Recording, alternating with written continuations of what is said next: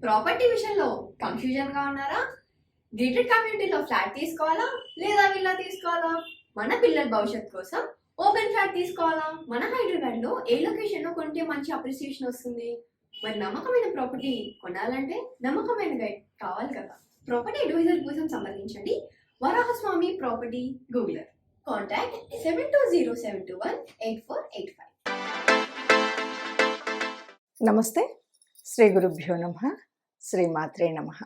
ఆదిత్యాయ చ సోమాయ మంగళాయ బుధాయ గురు శుక్ర శనిభ్యే రాహవే కేతవే నమః. మనం వారం వారం చెప్పుకునేటువంటి ఫలితాలతో పాటు గోచారం అంటే గ్రహచారం, ఈ గ్రహాల యొక్క స్థితిని బట్టి అప్పుడప్పుడు మనకు తెలియకుండా కొన్ని యోగాలు మనకు కలుగుతూ ఉంటాయి. అందులో ఇప్పుడు ప్రస్తుతం జూన్ మాసంలో 15వ తారీఖు నుండి 29 వరకు బుధ ఆదిత్య యోగం కలగబోతుంది. బుధ ఆదిత్య యోగం అంటే దాదాపుగా మనందరికీ తెలిసినటువంటి విషయమే. మనకు పుట్టినప్పుడు జన్మజాతకంలో కనుక కొన్ని యోగాలు ఉంటాయి. కొంతమందికి చాలా యోగాలు కలిసి వస్తాయి, కొంతమందికి యోగాలు అంతగా ఉండవు. ఇలా మనకి బుధాదిత్య యోగం అనేటువంటిది జన్మ కుండలిలో ఎవరికైనా ఉన్నట్టయితే ఈ సమయంలో వారికి ఇక పట్టిందల్లా బంగారంలాగా చాలా బాగా ప్లస్ అవుతుంది. అయితే బుధాదిత్య యోగం అంటే ఏంటి, ఎప్పుడు కలుగుతుంది, అందరికీ ఉంటుందా, అసలు ఏంటి అంటే, బుధాదిత్య యోగం అంటే జన్మకుండల్లో అయినా సరే, లేదు గోచార రీత్యా అయినా సరే ఎప్పుడు ఉంటుంది అంటే, ఎప్పుడైనా సరే బుధుడి రాసులైనటువంటి మిథున మరియు కన్యా రాసుల్లో బుధుడు ఆదిత్యుడు అంటే రవి బుధులిద్దరూ కలిసి ఉంటే అప్పుడు బుధాదిత్య యోగం. అలాగే రవి రాసులైనటువంటి సింహం, అలాగే రవి ఉచ్చలో ఉన్నటువంటి మేషరాశి, వీటిలలో గనక బుధుడు రవి ఇద్దరు కలిసి ఉంటే దాన్ని బుధాదిత్య యోగం అంటారు. ఈ బుధాదిత్య యోగం వల్ల ఎలా ఉంటుంది, ఏమవుతుంది అంటే, చక్కగా ఫైనాన్షియల్ ట్రబుల్స్ ఏమీ లేకుండా ఫైనాన్షియల్గా చాలా బాగుంటుంది. వీటితో పాటు మనకు కావాల్సినటువంటి అంటే ఏ క్లియర్ కట్ నిర్ణయాలు తీసుకోవాలన్నా ఒక ఆలోచన విధానం, ఎందుకంటే బుధుడి యొక్క ఆలోచన అంతా కూడా యాక్టివ్గా ఉంటుంది.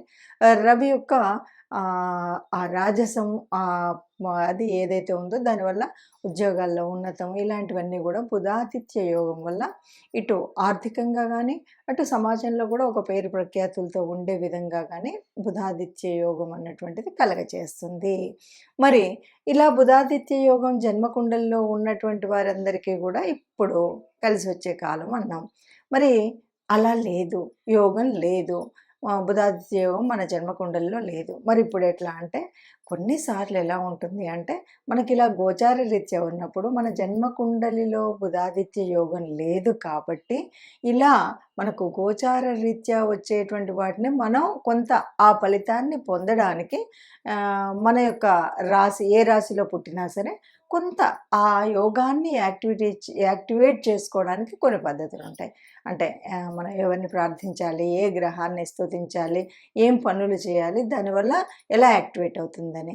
ఇది యాక్టివేట్ అవ్వడం వల్ల ఏమవుతుంది అంటే, ఒక్కొక్కసారి మనకు చెడు యోగాలున్నా వాటిని పక్కకు తోయడం, అలాగే ఈ బుధ ఆదిత్య యోగాన్ని మనం కొంత ఒడిసి పట్టుకొని మనం ఆ ఫలితాన్ని కొంత మనం పొందడానికి అవకాశం ఉంటుంది.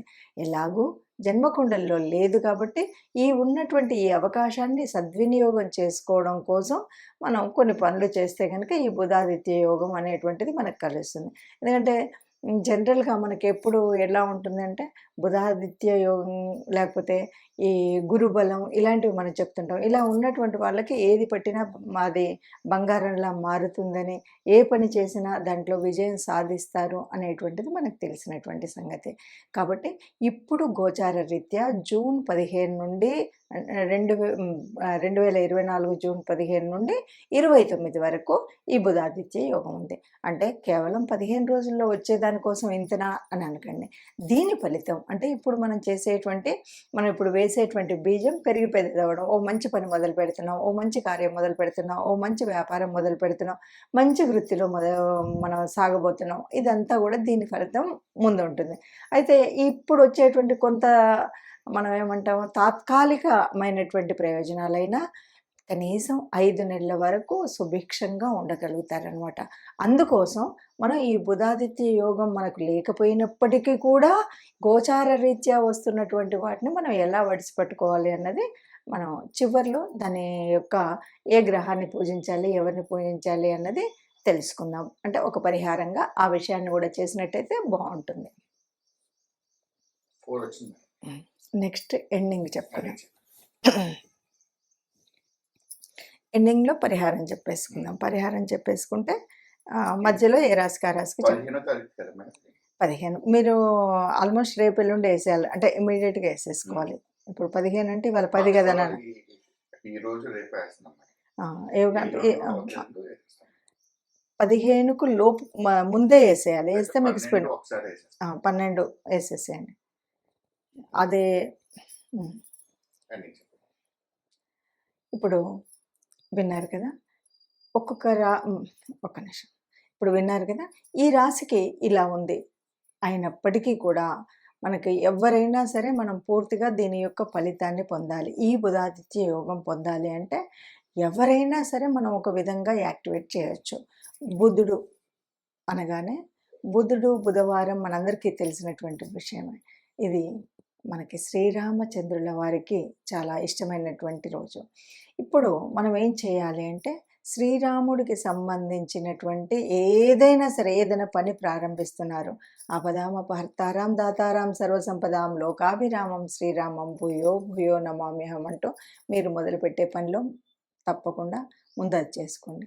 అలా నాకు పెద్దగా శ్లోకం రాదు అంటే జస్ట్ ప్రతిసారి కూడా మనం ఒకరికి నమస్కరించిన, ఒకరితో మాట్లాడినా అంతెందుకు ఇవాళ రేపు ఫోన్ ఉంది, హలో అనే బదులు జై శ్రీరామ్ అనండి. ఎవరినో పలకరించినప్పుడు, ఎవరినో కలిసినప్పుడు, ఎవరితో మాట్లాడినప్పుడు అలా రామనామము ప్రతినిత్యం కనుక ఉన్నట్టయితే ఏ రాశి, ఈ రాశి అని కాకుండా ఏ రాశి అయినా కూడా ఇప్పుడున్నటువంటి అంటే గోచార రీత్యా ప్రకృతిలో కదులుతున్నటువంటి ఈ నవగ్రహాల యొక్క శక్తి ఏదైతే బుధుడు ఆదిత్యుడు కలిసి ఉన్నటువంటి ఈ శక్తిలో మనకి కొంత ఫలితం పొందేటువంటి అవకాశం ఉంటుంది.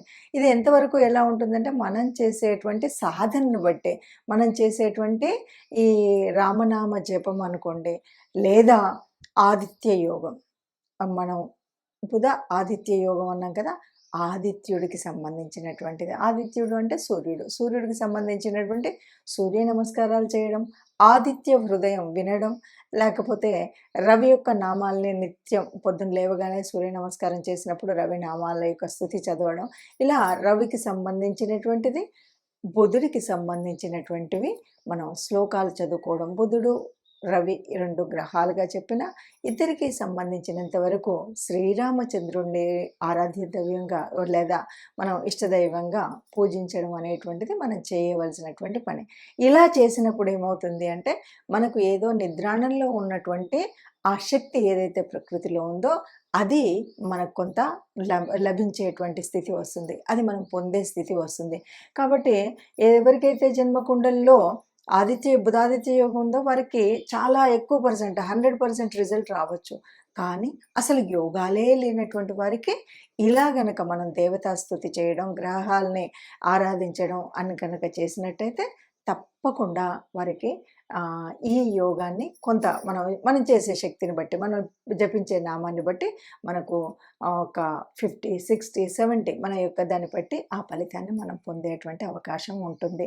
కాబట్టి అందరూ కూడా ఈ అవకాశాన్ని సద్వినియోగం చేసుకుని ఉన్న దాంట్లో అంటే మనం ఇప్పుడు ఒక ప్రకృతి మనకి తిరుగుతున్నటువంటి గ్రహాల మూలంగా మనకు ఒక అవకాశం వచ్చింది. ఈ అవకాశాన్ని ఒడిసిపట్టి అందరం సుఖంగా ఉండాలి అన్నదే ఆలోచన. కాబట్టి అందరూ సుఖంగా ఉండాలి, అందులో మనం ఉండాలి. సర్వే జనా సుఖినో భవంతు. Hi, my name is Gautam and I actually stay in Malkajgiri itself. Like, I had this back pain. It's been 1.5 years. I have tried many treatments like chiropathy, oil massage, physiotherapy especially, but it didn't work out as much like what I expected. I strongly suggest homeopathy because nenu personally allopathy chala suffer ayina, and I definitely do not recommend allopathy. You people can carry on with the homeopathy. Area Malkajgiri and doctor name is like Nageshwar Rao and the clinic name is Neocare Homeopathy. తదుపరి రాశి వృషభ రాశి. వృషభ రాశి వారికి ఎలా ఉంటుంది అంటే వీళ్ళకి వీళ్ళకి పొందేటువంటి ఆదాయం ఏదైనా సరే చక్కటి సెక్యూరిటీ, ఫైనాన్షియల్ సెక్యూరిటీ అంటారు కదా, అంటే ఆర్థికంగా నాకు ఏమైనా సరే ఈ డబ్బు నాకు ఇలా వస్తుంది అంటే ఆ ఫైనాన్షియల్ సెక్యూరిటీ వచ్చే విధంగా మీ యొక్క ఆర్థిక వ్యవస్థ ఉంటుంది అనమాట. అంటే దీనివల్ల ఏ రకమైన లాస్ కానీ దీనివల్ల నష్టం అనేటువంటిది ఎక్కడా కూడా జరగనటువంటిది ఉంటుంది. అంతేకాదు మీరు ఇంతకుముందు ఏదైనా భూమి కొనాలనుకున్నారు, గృహం కొనాలనుకున్నారు, వాహనం కొనాలనుకున్నారు అనుకోండి, ఆ కొనాలనుకున్నటువంటి మీ ప్రణాళిక ఫలిస్తుంది. భూ, గృహ, వాహన ఇవేదైనా సరే మీకు ఇప్పుడు ప్రణాళిక ఫలించేటువంటి సమయంగా చెప్పొచ్చు. ఇక సంతానానికి సంబంధించినంత వరకు చాలా వరకు ప్రశాంతంగా ఉంటారు. అంటే ప్రశాంతంగా ఉండడం అంటే సంతానం వాళ్ళ చదువు వాళ్ళు చదువుకుంటారు, వాళ్ళ ఉద్యోగాలు వాళ్ళు ఉంటాయి, లేకపోతే వివాహం అయినటువంటి వారైతే వారి వైవాహిక సంబంధంలో వారు సుఖంగా ఆనందంగా ఉంటారు. మొత్తంగా ఏంటంటే సంతానం గురించి మనం వర్రీ అవ్వాల్సినటువంటి విషయం ఏది కూడా మన దగ్గరికి రాకుండా సంతానం గురించి ప్రశాంతంగా ఉండగలిగేటువంటి స్థితి ఉంటుంది. అంతేకాదు ఇప్పటి వరకు ఏదైనా అనారోగ్యాలు ఉంటే అంటే చిన్నవి అవ్వచ్చు, పెద్దవి అవ్వచ్చు, కొన్ని ఎలా ఉంటాయంటే ఇంకా సంవత్సరాల తరపున మనం మందులు వాడుతూనే ఉంటాం. అది పెద్ద జబ్బు అనడానికి లేదు, చిన్న జబ్బు అనడానికి లేదు, కంటిన్యూస్ అనారోగ్యం ఉంటుంది. అలాంటి అనారోగ్యాలు ఏవైనా ఉంటే తగ్గేటువంటి అవకాశం ఉన్నటువంటి స్థితి. ఎప్పుడు ఇవన్నీ జరుగుతాయి? ఎప్పుడైతే మీకు నిజంగానే జన్మజాతకంలో బుధాదిత్య యోగం ఉంటే 100%. అలా లేదు అంటే మీరు చేసేటువంటి గ్రహ ఆరాధనను బట్టి ఉంటుంది. అంటే మనం చెప్పబోయేటువంటి ఈ పరిహారం ఏదైతే ఉందో దాన్ని బట్టి ఉంటుంది అన్నమాట. ఆ పరిహారాన్ని మనం సరిగ్గా చేసుకున్నట్టయితే ఈ అనారోగ్యపు పాలు ఉండదు. అంటే మీకు ఏ యోగం లేకపోయినప్పటికీ కూడా వృషభ రాశి వారు ఈ ప్రకృతిలో జరుగుతున్నటువంటి ఈ మార్పును మనం ఒడిసిపట్టి కొంత ఫలితాన్ని పొందడానికి చక్కటి అవకాశం. కొంత అంటే ఎంత అంటే మనం ఎంత శ్రమ పడితే అంత. ఏ శ్రమ అంటే కేవలం ఆరాధనా భావం మాత్రమే. ఈ ఆరాధన మనం చేస్తూ ఈ ఉన్నటువంటి ఫలితాన్ని పొందితే గనక చక్కటి సంతానం ప్రశాంతంగా ఉండడమే కాదు, ఫైనాన్షియల్గా మనం ఏది ఎలా చేయాలి అన్నదే కాకుండా మనం ఇంతవరకు ఏది కొనలేకపోయాము, కట్టలేకపోయాము అనుకునేటువంటి వారికి అందరికీ కూడా ఇల్లు, ఆస్తి, వాహనాలు ఇలాంటివి కొనుక్కునేటువంటి అవకాశం వస్తుంది. అంతేకాకుండా ఇప్పటి వరకు ఉన్న దీర్ఘకాలిక అనారోగ్యాలు తగ్గేటువంటి అవకాశం వస్తుంది.